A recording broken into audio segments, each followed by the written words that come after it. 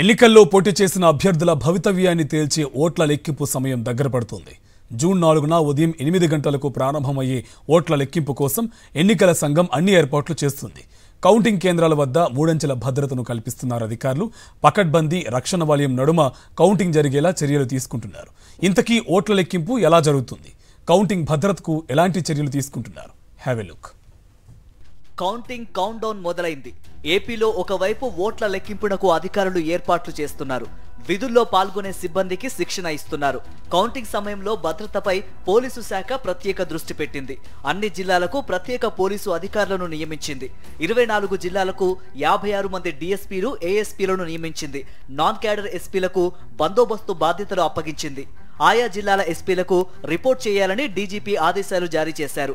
మే 13న polling అనంతరం పలుచోట్ల హింసాత్మక ఘటనలు చోటు చేసుకున్న నేపథ్యంలో ముందు జాగ్రత్త చర్యల కోసం కేంద్ర ఎన్నికల సంఘం ఇప్పటికే 25 కంపెనీల బలగాలను రాష్ట్రాలకి పంపింది.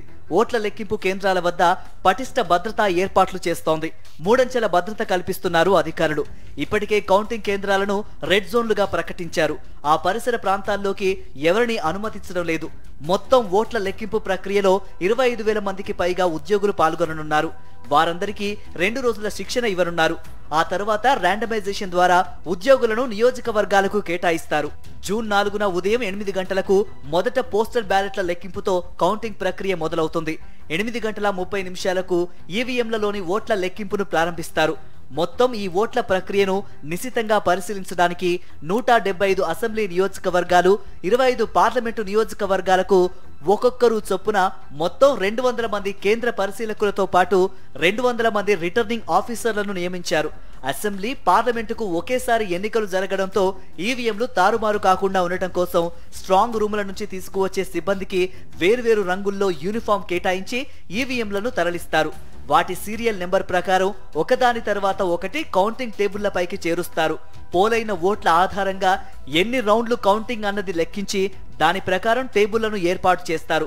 ఈవీఎంలలో నమోదైన ఓట్లు, వీవీప్యాట్లో నమోదైన ఓట్లు సరిగ్గా ఉన్నాయా లేదా అన్నదాన్ని పరిశీలించడం కోసం ర్యాండమ్గా 3 వీవీప్యాట్లు ఎంపిక చేసి 3ంటిని లెక్కిస్తారు. ఇది కూడా ఈవీఎంల లెక్కింపు పూర్తయిన తర్వాత మాత్రమే చేస్తారు.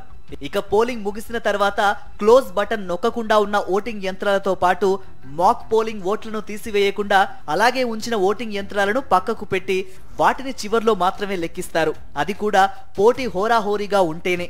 మెజారిటీ ఉంటే ఇలా అభ్యంతరాలు వ్యక్తం చేసిన ఓటింగ్ యంత్రాలను లెక్కించకుండా పక్కకు పెట్టేస్తారు.